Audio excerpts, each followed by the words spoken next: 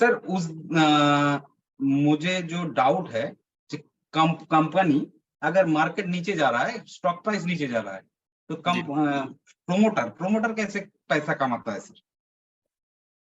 जब stock price नीचे जाता है तो प्रोमोटर आप लोगों के स्टॉप लॉसेस ट्रिगर करा के और सस्ते में खरीदता है, फिर वो स्टॉक को ऊपर लेके जाता है और वो वैसे पैसे कमाता है। एंड कई बार वो स्टॉक को शॉर्ट करके रखते हैं। एफएनओ सेगमेंट में जब स्टॉक ऑल टाइम हाई पे होता है तो प्रोमोटर धीरे धीरे शॉर्ट पोजीशन बना रहा होता है, आपको पता भी नहीं लगता, फिर वो स्टॉक को नीचे लेके जाता है, फिर वो एफएनओ सेगमेंट में प्रॉफिट बुकिंग कर लेता है। सर और एक छोटा डाउट है सर कि टैक्स जो कंपनी पे करती है जी वो क्यों आगे पीछे हो, माने कम ज्यादा होती है?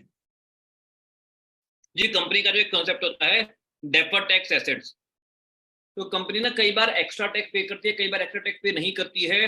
कंपनी की बैलेंस शीट जो काफी अलग तरीके से कैलकुलेट की जाती है, तो इसीलिए वो प्राइस जो है ऊपर नीचे होते रहते हैं कि अभी का एग्जैक्ट टैक्स कितने % बना है, क्योंकि कई चीजों पे अलग अलग तरीके से टैक्स लगता है। तो मतलब एग्जैक्टली इसका आंसर देना थोड़ा मुश्किल है क्योंकि मैं अकाउंट्स का नहीं हूँ, लेकिन जो है जैसे मैं आपको एचडीएफसी एमसी की शीट में दिखाना चाहूँ, मोटा मोटा टैक्स जो है कंपनी पे 22% ही बनता है, मतलब 25% के अराउंड बनता है। लेकिन कंपनी अलग अलग तरीके से टैक्स बेनिफिट वगैरह लेती है, जिसकी वजह से ये हल्का हल्का ऊपर नीचे होते रहता है।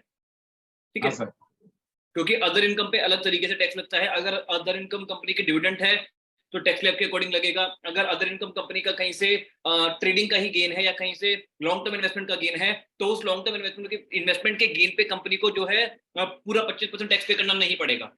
उसके पे कंपनी का भी टैक्स स्लैब जो है कम होता है। मतलब जैसे हम एम्प्लॉय के लिए ही इतने सारे टैक्स स्लैब हैं, तो कंपनी के लिए भी काफी अलग अलग तरीके के टैक्स स्लैब, टैक्स बेनिफिट काफी कुछ होते हैं। तो वो सारा इफेक्टिवली कैलकुलेट करके जो है इस तरीके से कभी 22, कभी 23, कभी 24 एग्जैक्टली इस तरीके से हो जाता है। तो जैसे अगर आप अपनी बात करें, आप एक एम्प्लॉय हैं, आपकी पूरी सैलरी बनी मानो 15 लाख रुपए, आपने उसमें जो है एक बंदे ने 1.5 लाख का टैक्स क्लेम लिया, एक बंदे ने नहीं लिया। एक बंदे का रेंट है 20,000, एक बंदे का रेंट है 30,000। एक साल आपने रेंट पे किया 25,000, अगले साल आपका रेंट बढ़ के हो गया 30,000। तो आप जो है अलग अलग परसेंटेज टैक्स के आप लोगे ना बेनिफिट, तो उस केस में आपका टैक्स जो है कांस्टेंट नहीं होता। कंपनी के केस में भी एग्जैक्टली सेम चीज होती है। Okay sir.